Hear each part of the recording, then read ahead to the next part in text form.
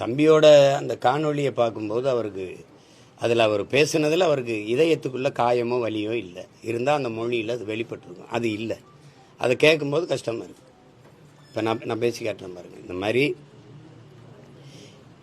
என் மீது பேரன்பு வைத்து நீண்ட காலமாக நேசித்த என் அன்பு சொந்தங்கள், நான் இந்த மாதிரி பரப்புரை பயணத்தில் வரும்போது என்னை பார்க்க வந்து நீண்ட நேரம் கால் கெடுத்து எனக்காக நின்றீங்க. உங்களுக்கு நான் என்ன நன்றி கடன் எப்படி செலுத்த போகிறேன்னு தெரியல. நம்ம எல்லாரும் சேர்ந்து ஒரு நல்ல அரசியலை உருவாக்கி நல்ல ஆட்சியை நம்ம உருவாக்குவோம். இது இந்த மாதிரி ஒரு கொடும் துயர நிகழ்வு நிகழ்ந்துருச்சு. பச்சிலம் குழந்தைகள் இறந்ததெல்லாம் எனக்கு மிகுந்த மன வலியை தருது.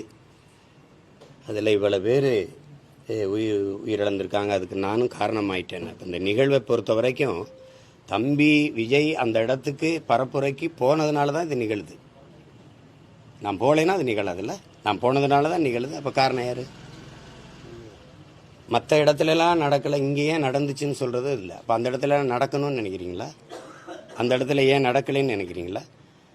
இங்கேருந்து பறந்து போகிற அந்த வெளிநாட்டுக்கு போகிற அந்த குஜராத்லேருந்து பறந்து போகிற விமானம் மட்டும் ஏன் வெடிச்சதுன்னு கேட்பீங்களா? சொல்லுங்கள், அப்படி கேட்பீங்களா? எல்லாரும் போகிற பேருந்து விபத்துக்குள்ளால இந்த பேருந்து மட்டும் என் விபத்துக்குள்ளாச்சுன்னு கேட்பீங்களா? அப்படி கேட்குறதே தப்பு.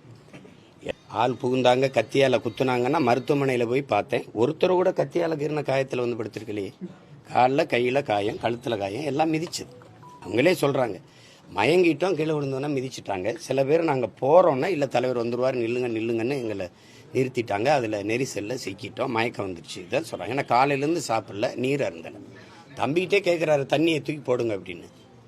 ஒருத்தர் தேவைக்கு போடுறாரு. அப்போ சுற்றி இருக்க எல்லாருக்கும் தாகம் தானே.